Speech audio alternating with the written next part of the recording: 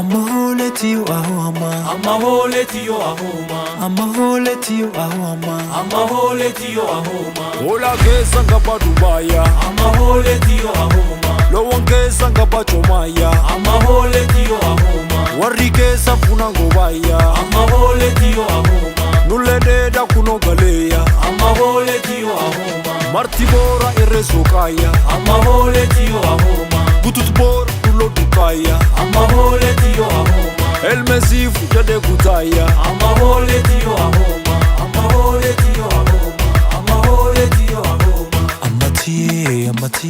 Amati Wagiro be bishan kalakise bishan china madasi lakise hakakaron ilkana desite ilkan borata bombalesite aburani dia zifudani, uya fuda da zimudani, taguntu ta duve bubuta, walo ye dio walo ye, riga muridi agakaro, makabora gutole makaro, Amatie, Amatie, Amatie, Amatie, Amatie, Amatie, Amatie, Amatie.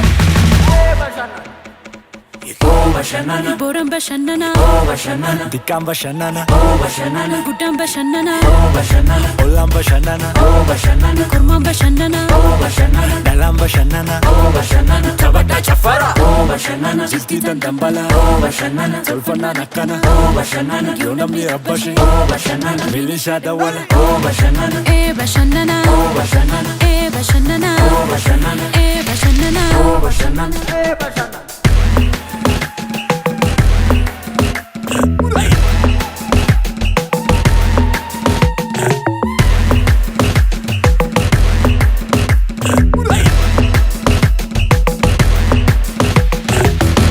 Rijal Yoma, gelele siga, Gelele fudi godola Gelele fudi godola, Gelele fudi godola gelele fudi godola, Kurupe ngarifate gelele fudi godola, Badala nyana shawe gelele fudi godola, Yobuza konna tolte gelele fudi godola, Gajadi folki gurba gelele fudi godola, Nukero gurra bane gelele fudi godola, Ediro diragala gelele fudi godola, Dadabi farsi farra gelele fudi godola, Gelele fudi godola gelele fudi godola, gelele fudi godola, gelele fudi godola, gelele fudi godola, gelele fudi godola, gelele fudi godola, gelele fudi godola.